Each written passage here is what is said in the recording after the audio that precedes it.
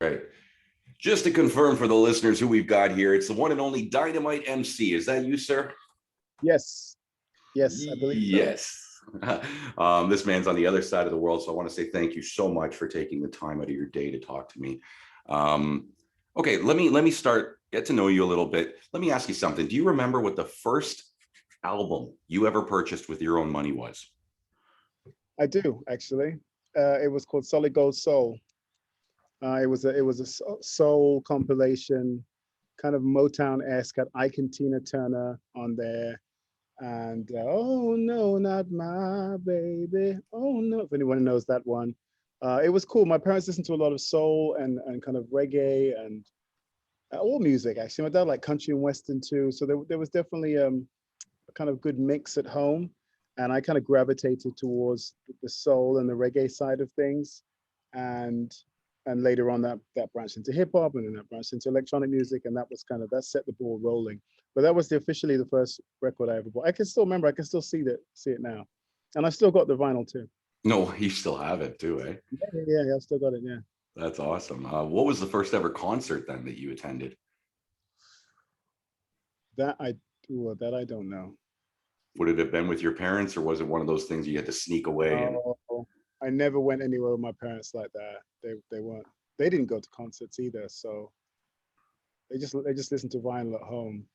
The first, God, I don't know. Let it put it in the back of my mind, and okay, we'll let's try. throw it in the back. Let me I don't ask want you. to have a Uh, massive gap while I'm thinking. no, that's okay. That's okay. We don't edit, so we would have a massive gap. We won't do that.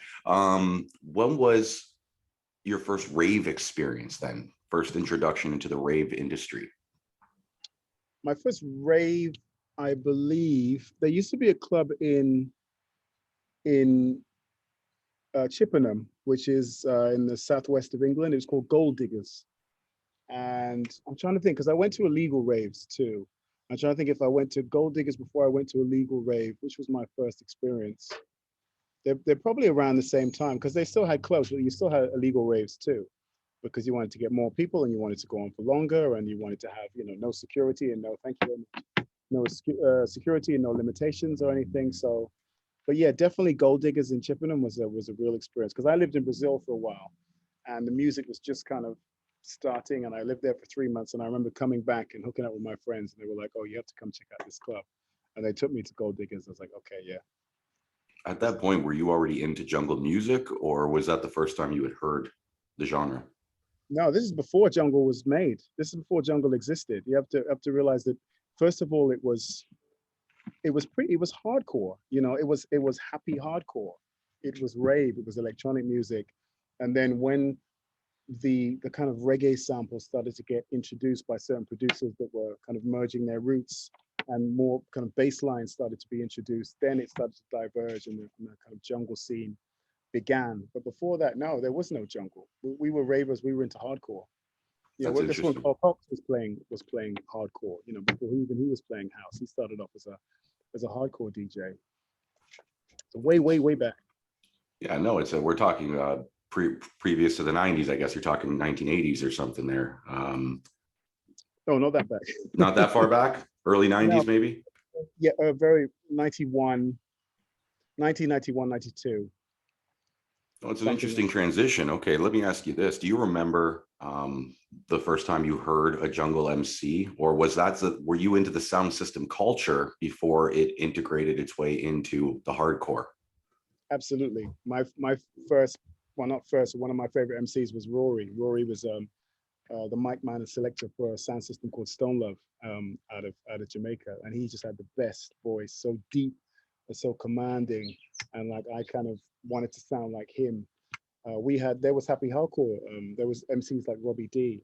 Before the jungle MCs, there was hardcore MCs and Ribs, and there was also Donovan.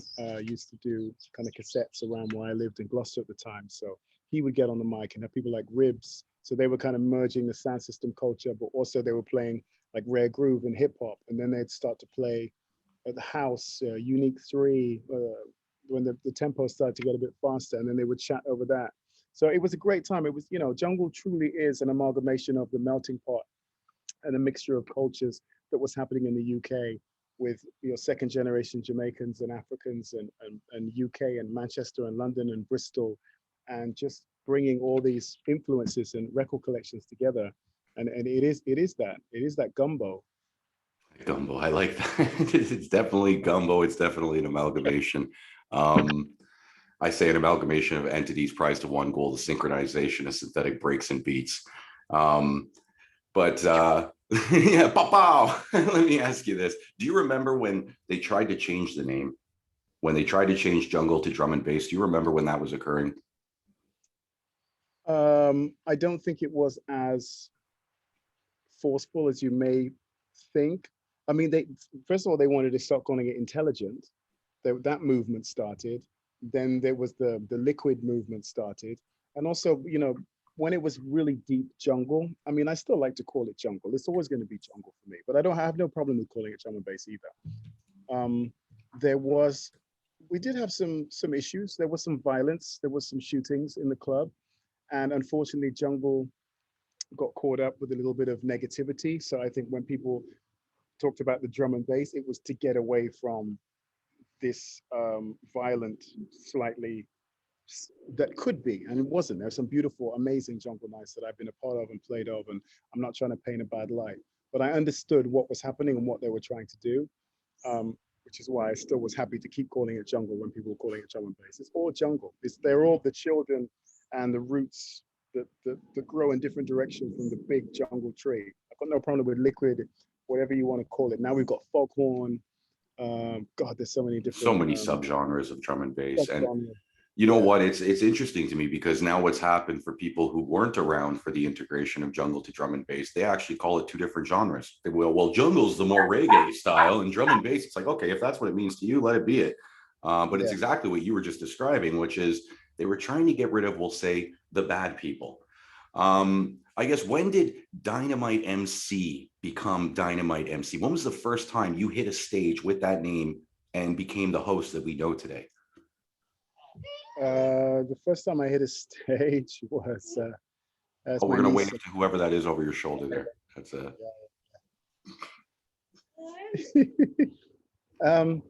The first time I did a stage was it was unannounced. It was Brunel's. I think the first time okay, let me take this back. It was the first time I met Ronnie Size. It was the first time I think I did a live club. I was working with a guy called Crazy G, who passed away now, sadly. And I was the only MC for the night. And I MC'd for him. And then a guy called Ronnie Size, and a guy called Crust, and a guy called Sev were all playing. And I said, look, I'm the only MC. Do you want me to stay on for you guys, or do you want me to get off? I don't know if you're into MCs or what. And they were like, no, cool. Do your thing, stay on. So I ended up performing the whole night. The night was recorded. And like 3 months later, I got a phone call saying, oh, that Ronnie guy, he really wants to meet up with you. He heard the night. He likes the way that you rhyme and da.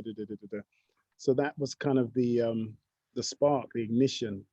But I started in the bedroom, with my friend had some decks. We used to make cassettes. We used to give them to our friends. My friends were like, yeah, I really I like what you do. She likes it too. She likes what you do too. Yeah, exactly. And it started very organically. I wanted to be a DJ. I wanted to be a DJ, but I couldn't afford the turntables, and my friend had enough money to get them. So I ended up just getting on the microphone while he was spinning, a little bit reluctantly and begrudgingly.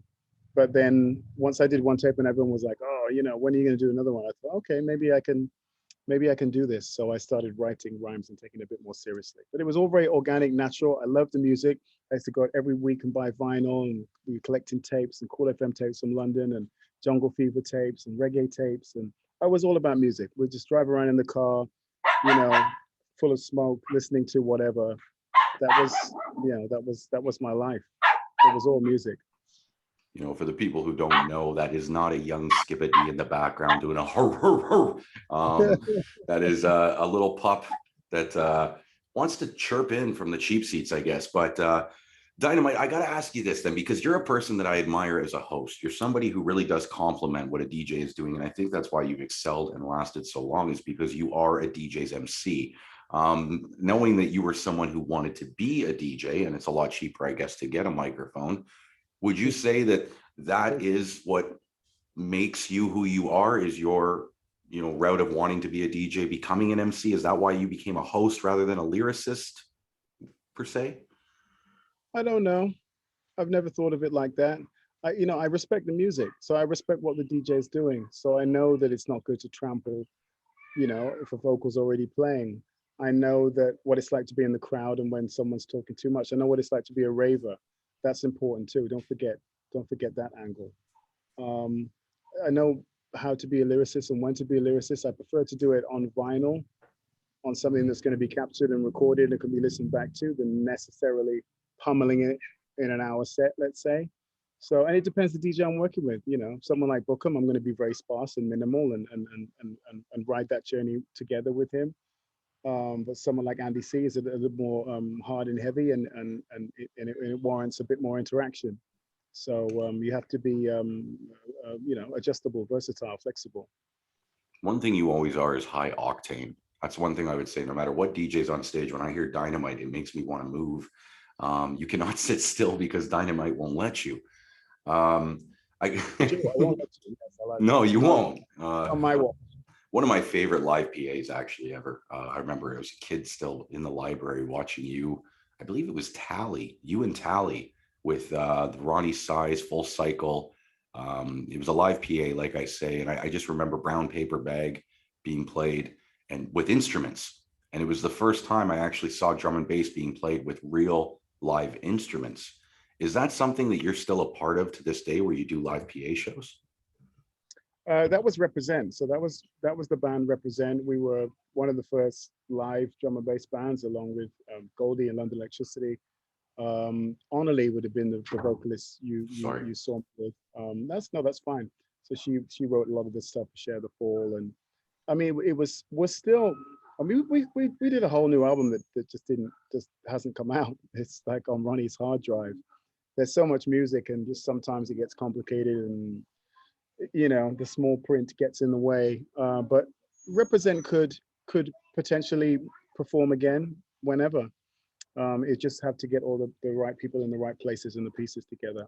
But it was a big part of my life. It was many years I spent on tour buses, and we flew the flag for drum and bass and live drum and bass all over the world. Working with jazz drummers and Cy John and Bobby Merrill and Clive Deemer and Jay as well, and D Product and Die, and it was really an important time, and I'm really glad that I had that experience as well. Not just to always work with a DJ, which is great, but also have that structure and that regimen, and to be able to play Montreux Jazz Festival and do things like Jules Holland and different.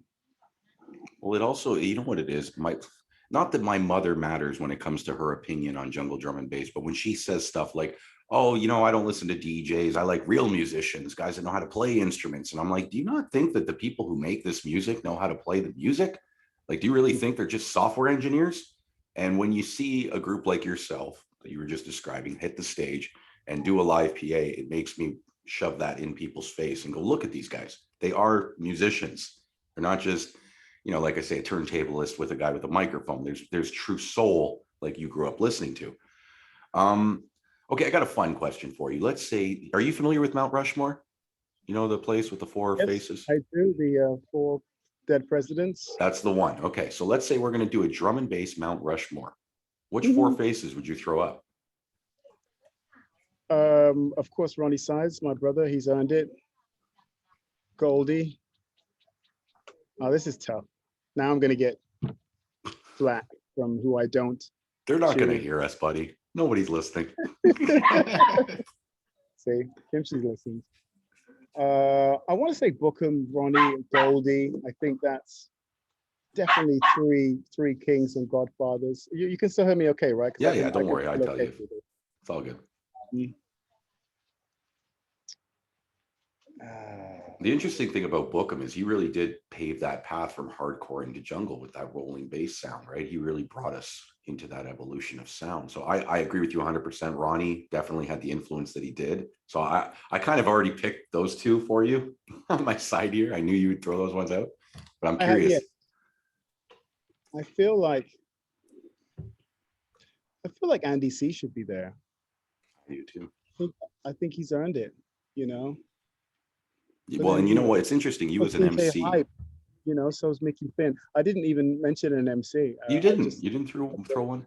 well, see, MCs were the ego is on the good MCs. The ego is tucked in the pocket, so I didn't even think. So that'd be like a DJ Mount Rushmore. If you do an MC Mount Rushmore, then we could do GQ for sure. Oh, see, this is hard again now. Oh, Navigator. Yeah, that's what I was thinking, because I was always into Navigator, because I like Unity, High Power, the reggae sound that he was in. How about even a Fats? One of my influences coming through 100%. Fats, golden voice. So you've got Det, you've got Moose, you got, you know, Cleveland Watkins, also, you know, he was Blue Note. The thing is too is someone like yourself as a host, I would think you pick hosts, you know, like GQ, Navigator, Dynamite. What do you think? You said something about ego. Do you think that that's what makes MCs want to be the next Stevie Hyper or Skibba D? You think it's more about attention, not lyrically driven?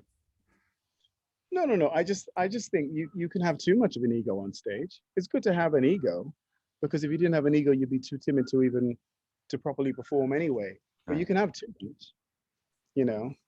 So that can be detrimental. In you know, everything's about balance, you know. Well, I agree. If I didn't have ego, I wouldn't be able to reach out to you and do this interview. I've said that to you. But I don't want to sit here and talk to myself. That would be too much ego. But okay, final question before I let you go is we're going to create a vault for drum and bass music. So we're going to put it underground, 5,000 years, they're going to dig it up. We want them to know what the rave once was. So not just jungle music, but the whole rave experience. What 5 items would you put in this vault? And it's huge. A foghorn, okay. We're talking rave, right? We're talking rave. I like that. Like the old school. In the field, you know, my first rave experience was Lech Labors in the field, and we had a disused warehouse that had been commandeered. So it was foghorns and whistles. It was whistles. Yeah. Did you guys have glow sticks outside? There, I was waiting for it. Yeah, the glow. Well, but mind you, I've been to EDM and it's not as intense as like EDC and these kind of how America goes very, very neon with it. It was a little bit more subtle. How about the gloves? Did they do the white gloves with the black light so that the hands would light up? Or was that more of a north? Yeah, they did the gloves, but the hands didn't light up. The hands didn't light up. Interesting. So they didn't have the ultraviolet going. I'm trying to picture the scene. I mean, I'll tell you, Dynamite, you want to know how political it got over here was not only did you have the white gloves, but depending on the color of the ring around, you had blue, yellow, green. Our liquid kids, you know, the kids that move in the liquid style, they would all wear different rings depending on what grade of liquid they were. And if you got caught wearing the wrong yellow or blue ring on your glove, they would challenge you right there and say, yo, prove that you are this grade of liquid. And if you didn't, they beat the shit out of you. wait, what's grade of liquid? Does that mean how long you've raving or how good you are at being a liquid kid? So how well you can dance, basically. And depending on, depending. Now we're going way back. I'm 37. We're talking about when I was 14. You know what I mean? So this is years ago, but I do remember watching people basically dance it off. And if you got caught wearing the wrong gloves, they'd take your gloves away from you. But that's a whole different movement. It was. See, we took what you guys gave us and twisted it a little, I guess. As you should. You know, that's the beautiful thing about it. Everybody heard the sound, and the Cameron Crooked gave it the Austrian twist, and Netsky gave it the Belgian twist, and you know, Germany had a massive scene, gave it the Sasha twist, and the Japan gave it the Makoto twist. Marky gave it the Brazilian twist. That's what it was designed to do. It was designed for people to reinterpret it how they choose, you know, as long as they're true to the music, and that's always comes across. That's the beauty of it. It's no good if we say it has to be like this, and you have to, you know, you have to have this sample, and you have to dress like this, and that was never the vibe. It was always, you know, by the people, for the people. The rave was white kids, black kids, all kind of color kids. You know, there was dealers and non-dealers. There was people high as a kite and people that didn't take drugs. You know, it was a true mix. Yeah, I did. But to be honest, I don't think I met the people who didn't do drugs. Really? I'm joking. No, no, you know what? As a kid, I didn't. But as I got older and I became more involved with the actual promotion, and I myself am an MC. And, you know, I used to grow up thinking everybody got high. You know, I saw Stevie, I saw Shaba, I saw everybody. I'm like, they must all be high to rap that fast. And then When as you I mean got, weed high or you mean pills high? no, I mean drugs, not marijuana. I But don't know. I no, I mean, learned as I grew up, not at all. Like, you know, I can't speak to Stevie, but when I got to meet a lot of the other guys, they were not high at all. And they could not have done their job if they were doing that kind of stuff. no, no, no, no, no. On the stage, we all used to burn weed. Most of us. Stevie, I know for sure. Um, but you know, we were very much in control. You know, You have to if you want be. to jump in the crowd after your set and do something naughty, that's up to you. But definitely on stage, it doesn't work if you're you know, Spun, we right, say. more like I like that. I can't even do that. How do you get your fingers to go in both directions? This guy's skilled. He could pat his head and rub his belly at the same time, too, I'm sure. that's part of the 22 show. So definitely. Okay, so hold on. We've got whistles, we've got horns. And you know what? I'm going to throw the white gloves. We need two more items to put in this vault. And keep in mind, the vault's huge. You can put whole cities, people, whatever you want in there. I want to put dealers in there. Okay. I think it's great. Throw them in I, there. I think it's important. There was always, you know, there was always dealers, you know, working whatever you were selling, whatever you were buying. It was, you know, from corner to corner, or, you know, working the crowd. It was a fun part. And I'd like to put, if we're talking rave, I'd like to put, um, yeah, I have a really good memory of a rave I went to that was in an abandoned warehouse. I'm going to put abandoned building.